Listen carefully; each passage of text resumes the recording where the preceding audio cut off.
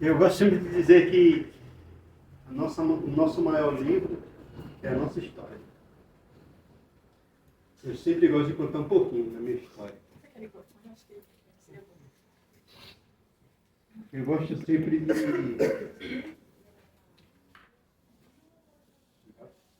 Aperto, professor. Eu sempre gosto de falar um pouquinho da minha história para dar sentido, né, aos meus escritos. Eu nasci aqui em Itacaré. Meu pai era de Ubaitaba, já faleceu, meu pai era de Ubaitaba, e minha mãe é daqui de Itacaré. Meu pai conheceu minha mãe aqui em Itacaré. E os dois foram morar em Brasília. Chegando lá, minha mãe ficou grávida de mim e teve que vir para a Bahia para dar à luz, né? Esse rapaz aqui. E quando minha mãe entende que meu pai e minha mãe iam voltar para Brasília, meu pai dispensou minha mãe, porque meu pai já estava com outra mulher. Minha mãe não pôde me criar. Então, minha mãe teve que ir para São Paulo para ganhar a vida, né? E minha mãe foi obrigada a me entregar para os meus avós, por parte do meu pai, em Baitaba. Então, eu fui criado pelos meus avós em Baitaba, meus avós paternos. Eu fui criado na zona rural, na roça. Meu avô tomava conta de uma fazenda, né, de cacau em Baitaba, e eu fui criado na zona rural, naquele ambiente propício, né, para um poeta, para um menino poeta, uma criança poeta, escritora. E mesmo morando na roça, quando eu já tinha mais ou menos 7 anos de idade, eu, juntamente com os meus primos e meu irmão, a gente caminhava 4 quilômetros para estudar. Naquele tempo não tinha ônibus escolar, né, como se tem hoje.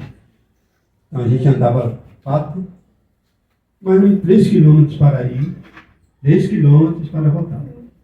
A gente não tinha mochila. A gente nunca teve mochila bonita, como vocês têm. A nossa mochila era uma sacola plástica. Você colocava os livros numa sacola plástica para estudar. Você passou por essa dificuldade.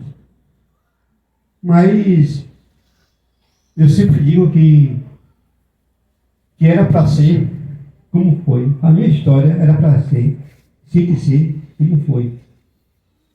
Talvez se minha mãe tivesse me levado para São Paulo, talvez hoje eu não estaria aqui, né? E minha mãe passou por muitos bocados, né? Muitas situações em São Paulo, que dormia até debaixo de marquise, né?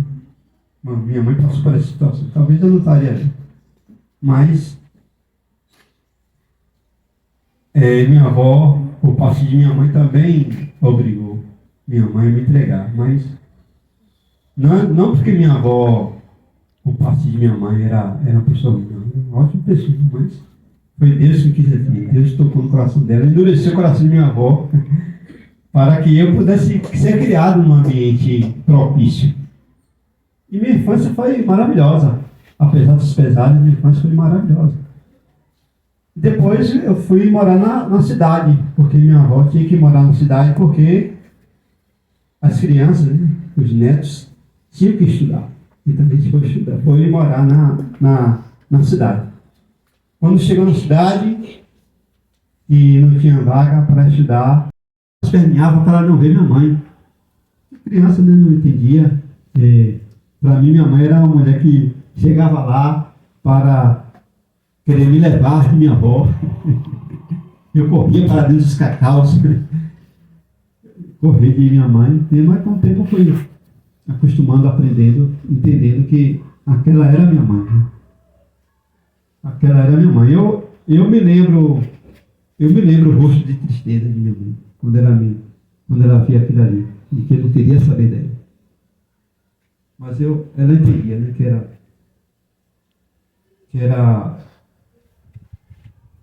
era uma fase da vida, era um momento. Não são essas histórias, né, da vida da gente. Mas minha mãe nunca me abandonou, né? Meu pai, quando eu fui, né, a Brasília, a primeira vez que eu saí com meu pai já era alcoólatra. Meu pai já era alcoólatra. Então, quando eu saí com meu pai, eu me lembro que ele me levou num bar. Naquela época tinha uns joguinhos lá, assim, colocava catanica, uma fichinha, né? E meu pai, enquanto eu jogava, meu pai estava bebendo com os amigos. Quando eu terminei, que fui, meu pai me chamou para o balcão e botou um refrigerante para mim. E a primeira palavra do meu pai foi essa. Ele disse assim: se você contar para minha mãe que eu estou bebendo, se você contar para a mamãe que eu fui com minha avó, né, para Brasília, ele disse: se você contar para a mamãe que eu estou bebendo, eu lhe dou uma surra. Foram essas primeiras palavras do meu pai. Porque eu esperava que meu pai me dissesse assim: meu filho, que bom que você está aqui. Que bom que você está comigo. Eu esperava palavras bonitas de meu pai. Mas ele me disse aqui. E eu me lembro até hoje desse fato. Mas eu nunca deixei de amar o meu pai por isso. E meu pai praticamente morreu perto de minha mãe aqui no hospital, se batendo, né, cada abstinência mal. Ele morreu perto de minha mãe. Então, as vidas dão essas vidas voltam. Né? E eu continuei amando meu pai, mesmo eu sofrendo com aquela situação, né? Porque o vício do álcool é terrível. Né? O vício do álcool é terrível. O alcoolismo. Então eu não sentia remorso do meu pai. Não sei se era, não vou dizer pena, né? Mas eu sentia misericórdia por meu pai. Meu pai tinha tudo, era bem de vida e desperdiçou toda a sua vida com alcoolismo, com álcool. Mais vaga para estudar. Passei 2 anos na banca, muito atrasado, né? Mas quando eu fui para a escola propriamente dita, a escola institucional, eu já estava 10 anos à frente dos meus colegas. Mas, né, eu tive que passar pela alfabetização, mesmo estando adiantado. Hoje não acontece muito isso. Né? E mesmo na cidade, a gente passou muitas dificuldades, né, também. Muitas vezes o meu café da manhã foi café com farinha, só. Não tinha outra coisa. Foi café com farinha. Eu não gostava muito de ir para a escola, eu gostava de estudar. Mas para a escola eu não gostava muito. Quando eu falava escola, mas minha avó pegou meu pé, me bateu para ir para a escola. Eu gostava de estudar, não queria ir para a escola, não gostava de estudar. São coisas diferentes, né? Mas foi preciso, né? E hoje estou aqui. E mesmo na cidade, uma coisa importante. Eu tive que trabalhar na feira, em Baitaba, para comprar minhas coisas, porque meus avós que eram trabalhadores rurais, trabalhavam na roça, analfabetos, não tinham condições de me dar tudo o que eu queria. Eu tive que trabalhar na feira, fui feirante. Vendi pipoca, vendi feijão que meu avô plantava, vendi as coisas que meu avô plantava na roça. Vendi farinha, vendi milho, vendi tudo que vocês imaginam. Vendi alho na feira, vendi juju, trabalhei em barraca que vendia frango, eu fiz tudo isso. Porque eu tinha que trabalhar para ter o meu sapato, né? Porque minha avó não podia me dar um sapato bonito como vocês têm hoje. Minha avó não podia me dar uma calça bonita, como um short bonito, de marca, que vocês têm. Minha avó não podia me dar uma camisa bonita, de marca. E hoje vocês têm, né? Minha avó não podia me dar tudo isso. Então eu tive que trabalhar na feira para ter minhas coisas. Inclusive, naquela época, nos anos 80, 90, o governo não dava alguns livros. Né? A gente tinha que comprar alguns livros. Eu tive que trabalhar na feira para comprar alguns livros que o governo não disponibilizava para as escolas públicas. Então eu tive que batalhar duro para isso. Mas todas essas coisas foram importantes para a minha formação, para a minha vida, para o que eu sou hoje. Para o cidadão que eu sou hoje. Porque minha avó foi uma avó rigorosa, mas carinhosa também. Que nos ensinava a dizer coisas boas, a falar coisas boas e fazer coisas boas, fazer coisas corretas. Ser educado, ser sincero, ser alegre, falar com todo mundo, tratar todo mundo bem. Então esse é o legado que meus avós deixaram para mim. Meu avô, o pai de minha mãe, né, que era daqui, de Itacaré, também era poeta e escritor. Eu herdei do meu avô esse dom, meu avô materno, e herdei dos meus avós paternos esta riqueza, né? Esta riqueza da educação, da moral, não do moralismo, mas da moral.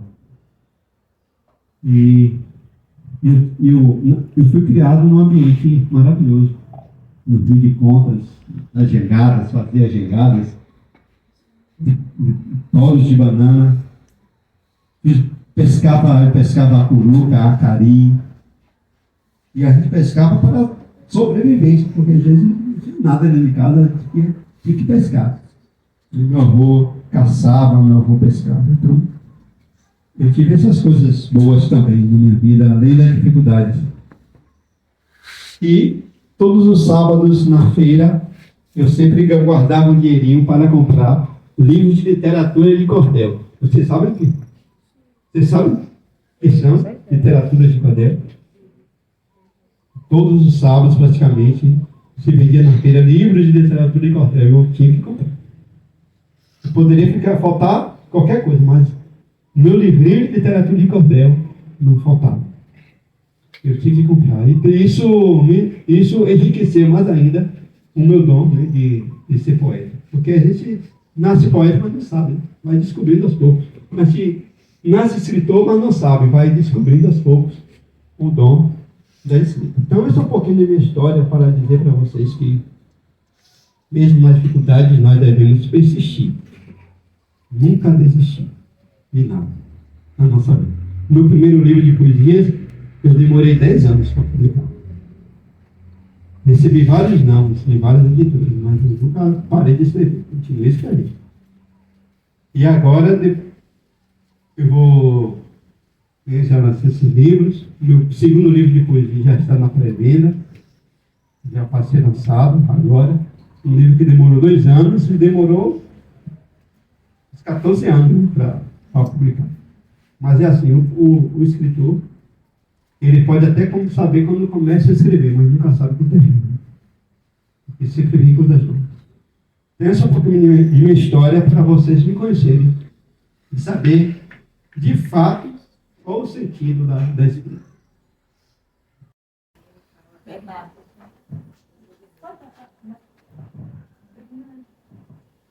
Eu queria saber se você pretende fazer mais um livro.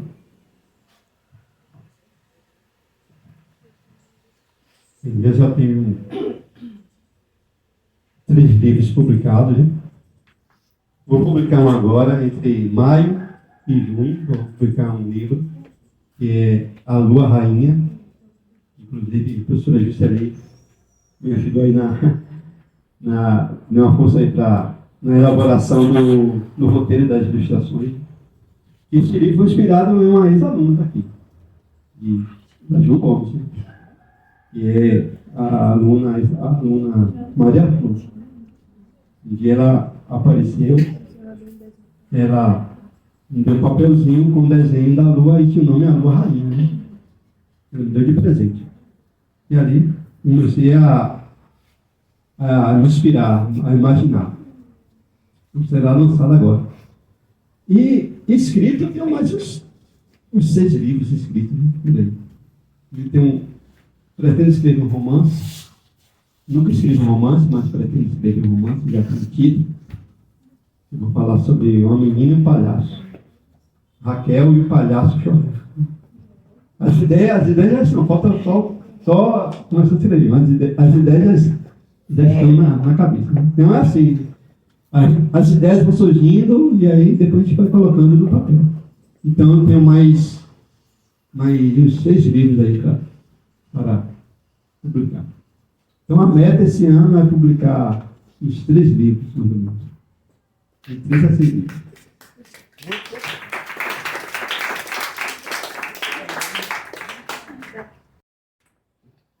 O que você sente quando você faz poema?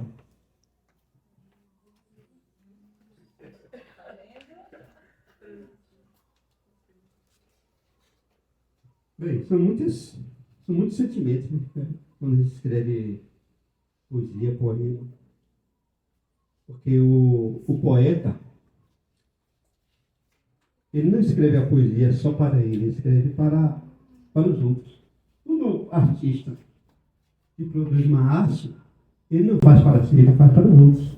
Porque não faz sentido o poeta guardar aquilo, um artista guardar aquilo que ele fez, porque ele fez para ser apreciado pelas pessoas. São vários sentimentos que eu escrevo, né? Eu não escrevo somente sobre mim, o poeta não escreve somente sobre ele escreve sobre as outras pessoas, sobre o que ele vê, uma cena que ele observa, as coisas da natureza, as pessoas, as falas, o que o outro fala, o que o outro sente. Alguém que está triste, ele vai lá e escreve. Alguém que está desesperado, ele escreve. Então o poeta não escreve só aquilo que é dele. Ele escreve aquilo que também ele observa nas pessoas, na natureza, no social. Daqui a pouco eu vou citar uma poesia aqui que fala muito da questão social. Então a gente vai observando. Tem até uma poesia inspirada numa poesia de Manuel Bandeira. Eu digo assim que a poesia, ela está no exterior. Daquilo que a gente vê na natureza, nas pessoas, nas coisas que a gente observa. Na admiração. E a gente traz para dentro da gente. A poesia está no exterior, a gente traz para dentro da gente. E aquilo que a gente traz para dentro da gente se mistura com os nossos sentimentos pessoais, as nossas emoções, nossos sofrimentos, nossas dores, nossas decepções, nossos anseios, o amor, a paixão, o carinho, o contato com o outro, a fraternidade. E depois a gente coloca para fora, em forma de poesia. Que filosoficamente a gente fala parir ideias. O parir ideias vem de Sócrates, que a mãe dele era parteira. A gente fala de parir ideias, colocar para fora aquilo que está dentro da gente. A gente para ideias, o poeta é um paridor de ideias. O parir se fala colocar para fora aquilo que está dentro da gente. Então, por isso que a poesia, ou um livro, é sempre um filho, que a gente pare, que a gente coloca para fora.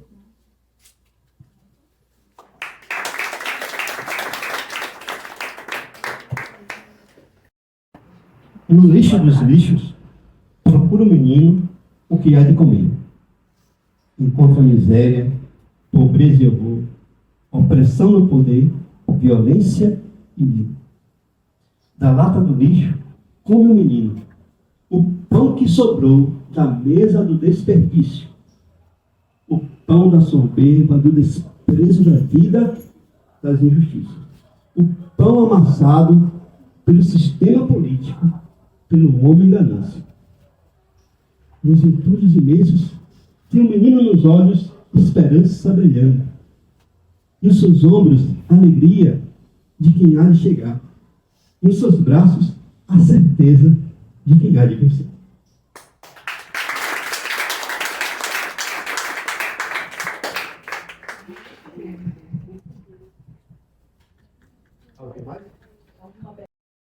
falamos, né, sobre algumas, também tem alguma questão social aqui, falando, narrando. Eu vou ficar com uma curiosidade, né? Você vem falando, você vem dedicando, na verdade, a essa menina, Alissa. Quem realmente é a Alissa? A Alissa é filha de uma amiga minha lá de Birataia. Então, eu morei em Birataia um tempo e sempre depois, se eu saí de Birataia, eu sempre passava uns dias, as férias lá na casa da avó dela, né? Quando a avó dela estava viva. Então a Alissa era uma menina pequenininha e hoje já está moçona. E sempre que eu ia para a casa da avó dela, ela sempre me fazia perguntas, né? E me contava histórias, fazia perguntas. E naquelas histórias e perguntas, ela me inspirou em muitas coisas. E eu dediquei este livro a ela, por ela ter me inspirado. Porque as crianças, de fato, para mim, eu tenho três inspirações, né? A natureza, as mulheres e as crianças. Que são minhas maiores inspirações, né? Então a criança realmente nos encanta, né? As crianças nos encantam, nos fascinam. E eu dediquei este livro à Alissa. Primeiro porque eu pensei assim, ó, eu ia escrever o mundo de Alissa, né? Aí, em 2021, teve aquelas enchentes, né, terríveis. E aí eu lembrei da caixa de Pandora.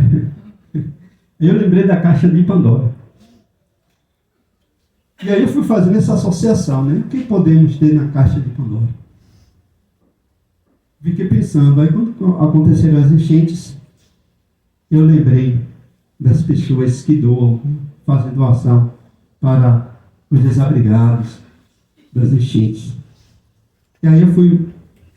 Porque assim, o poeta, o escritor, ele sempre está em constante imaginação. Ele vai pensando, ele nunca para de pensar aquilo. Ele sempre está pensando, imaginando. Naquela primeira sua imaginação, mas ali continua. E aí eu falei assim, não, vou falar da caixa de Alissa. De Alissa que doa brinquedos, que doa as coisas para as crianças desabrigadas. E assim nasceu o livro, A Caixa de Alissa, fazendo essa comparação com a caixa de Pandora.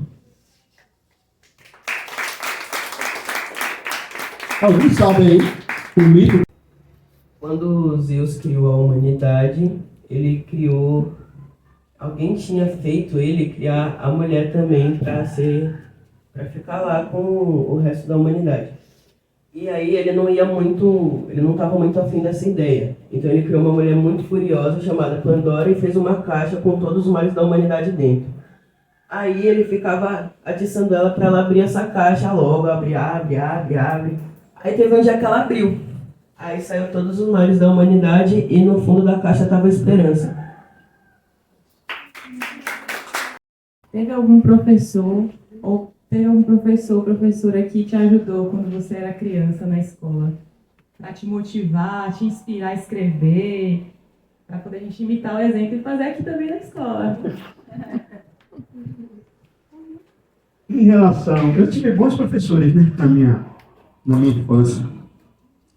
Mas assim, em relação a livros, não tive assim professor. Sempre fui professor que sempre me incentivaram a continuar lendo, né? Mas tem uma professora especial que foi minha professora de banca.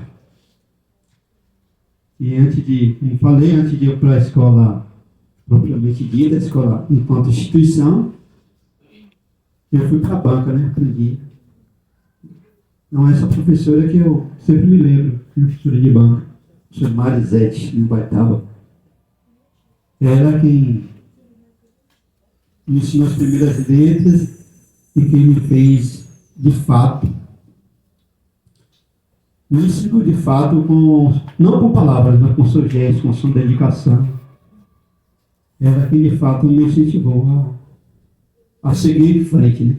O importante é seguir em frente. seguir em frente, sempre. Nunca desistir. Então, tenho essa professora, a professora Marisete. No livro O Menino Bem-Vindo, você colocou um pouquinho da sua história, não foi? Porque o início do livro fala que Marquinhos, os avós dele não tinham condições. E como você falou, sua avó não tinha condições de te dar o que você queria.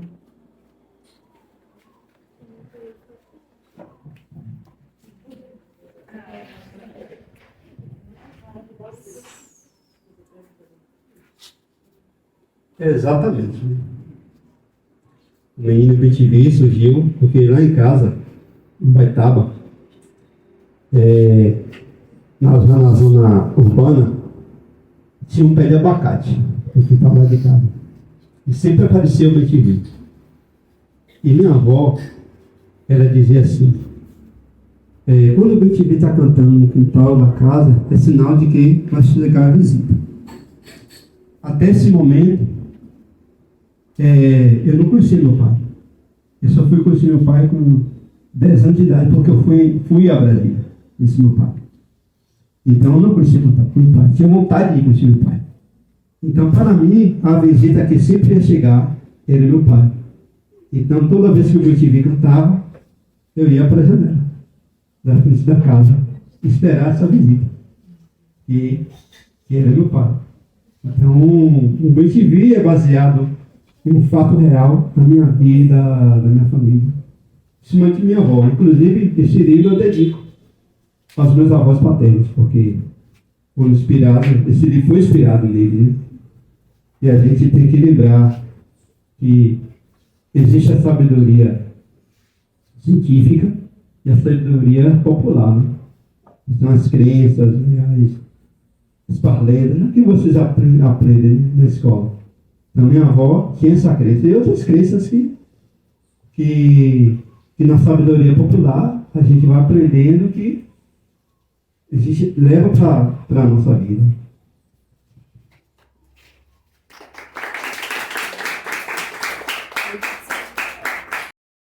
Não é o dinheiro, é a fé e sabedoria, é ter força e alegria.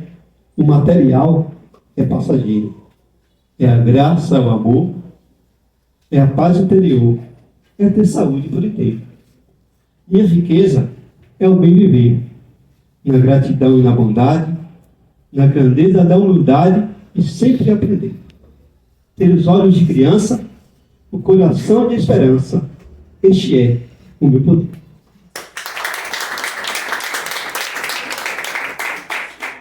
Nosso microfone hoje aqui, com a presença dele, com as palavras dele, com a vivência dele, né? De fazer uma limonada de vários limões que lhe foram dados, né? E isso é muito gratificante. E eu não vou falar muito, porque senão eu estou assim, meio que emocionada, sinceramente. Mas queremos muito, muito agradecer. E a nossa palavra também é gratidão. Muito obrigada. Eu queria falar só isso. Rogério, você é inspiração. Você é inspiração para muita gente. Jô falou de um limão, você fez uma limonada que hoje está saciando a sede de muita gente, viu? Eu espero que quem provou dessa limonada consiga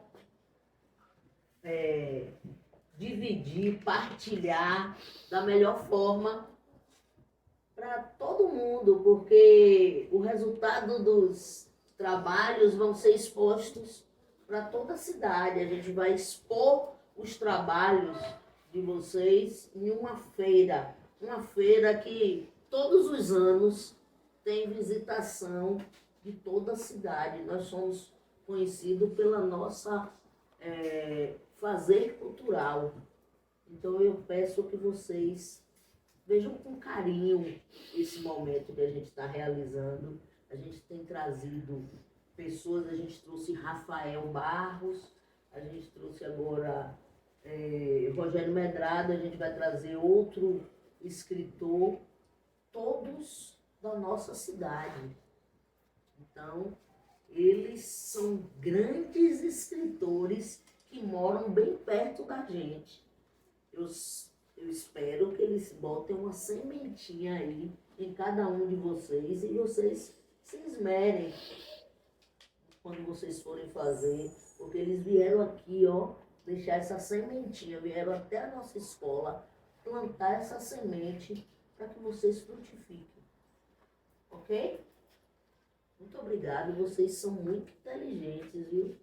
Hein, professor Rogério? Essa turma em especial, eu estou gostando muito do comportamento, como vocês receberam professor Rafael, como vocês receberam professor Rogério, está mostrando a maturidade dessa turma desse ano. Eu estou gostando muito, viu? Né? É, sim. Muito obrigado, meninas.